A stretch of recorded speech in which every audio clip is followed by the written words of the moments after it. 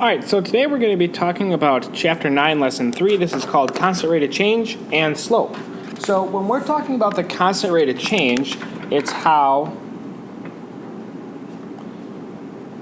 one changes with respect to something else.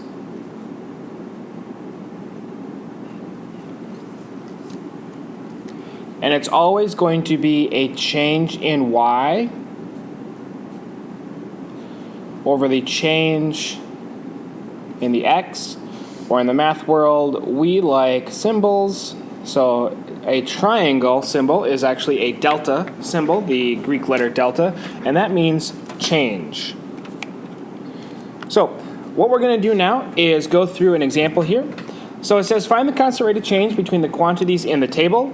Now, whenever we have a table, the first row is always going to be x, or the first column. The second one will always be y. So what I'm going to do is I'm going to use some different colors, and I'm going to go, well, how does it change from negative 12 to negative 14? Well, that's a decrease of 2. Same thing here from negative 14 to negative 16, and from negative 16 to negative 18. Now, with my x values, from 1 to 2 is an increase of 1, 2 to 3 is an increase of 1, and from 3 to 4 is an increase of 1. So as I go through this, my constant rate of change would then be negative 2, because all of these are negative 2. If they happen to be something different, you would actually have to go through and figure out each one of them. The denominator then would be 1, because that's how my x values are changing.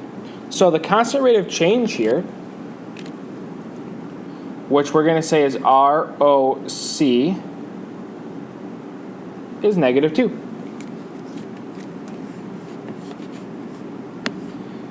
Next question, example 2, it says the graph shows the amount of money in Yen's saving account each week. Find the rate of change and interpret its meaning.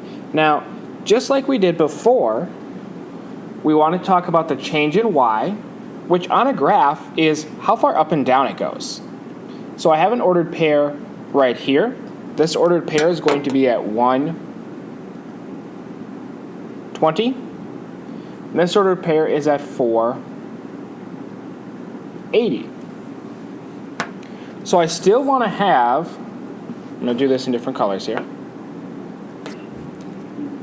the change in y divided by the change in x. And on a graph, it's kind of difficult to see this, but I'm going to make a triangle. What I'm going to do is I'm going to go from this ordered pair up to this ordered pair. So I take a triangle, or take a line, and I go like that. I'm then going to take from the edge of this line, and I'm going to go to the right until I'm on the ordered pair. Now, this started off at 20, and it went up to 80, so this change is a positive 60. From here, it started at 1, traveled all the way till we got to 4, so this is 3.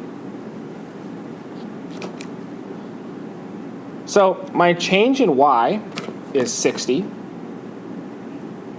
My change in x is 3. So this simplifies down to 20. Now, interpret its meaning. He saves $20 per week.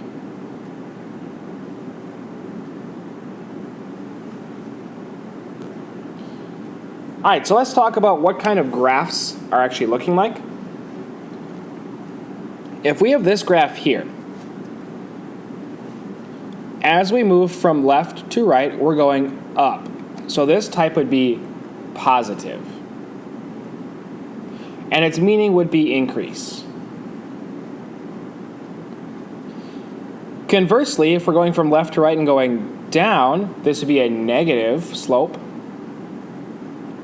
or a negative rate of change, and that would be a decrease.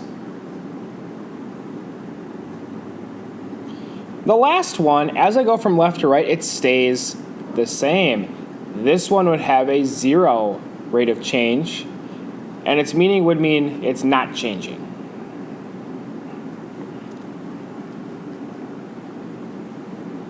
So let's go ahead and look at a couple more examples here dealing with now slope. Slope is the rate of change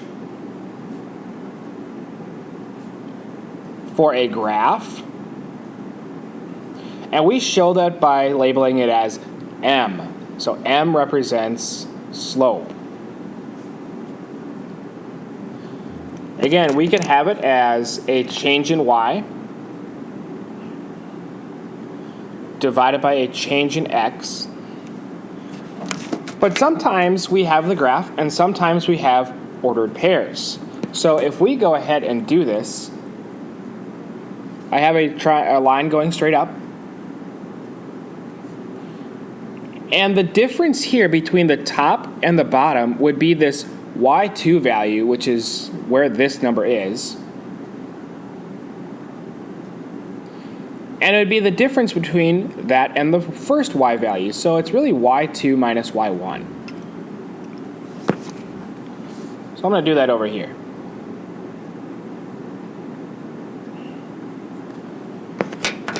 And then I also have a change in x. So going along this way.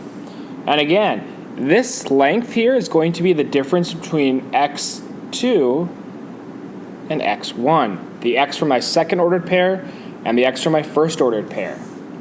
So really, I have two slope equations. So let's go ahead and do some examples on them. Example 3, find the slope of each line. I'm going to go up until I reach the same line that this ordered pair is on.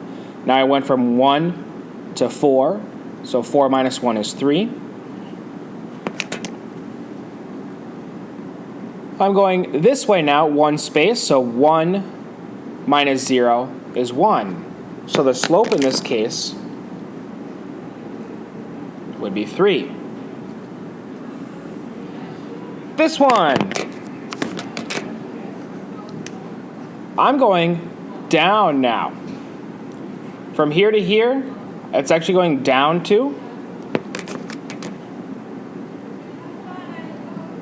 To the right, I'm going 6.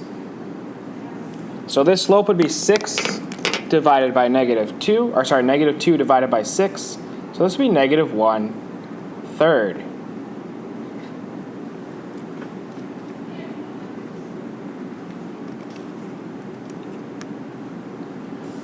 Last thing we're going to look at is some slope with ordered pairs. So slope is equal to, again, y2 minus y1, x2 minus x1. So we're going to say that this is my second ordered pair and this is my first. So the y from the second is 3. The y from the first is 3. X from the second is 2. X from the second is negative 3. So I have 0 over 5, which this simplifies to 0. And the second part of this now, same thing. y2 minus y1 over x2 minus x1. I'm going to say again second and first, so the y value from the second ordered pair is negative 2. Minus the y from the first, which is 3. X from the second is 2. X from the first is also 2, so this is going to be negative 5 over 0. I cannot divide by 0, so my slope in this case would be called undefined. All right, that is the end of lesson 3. If you have any questions, please let me know.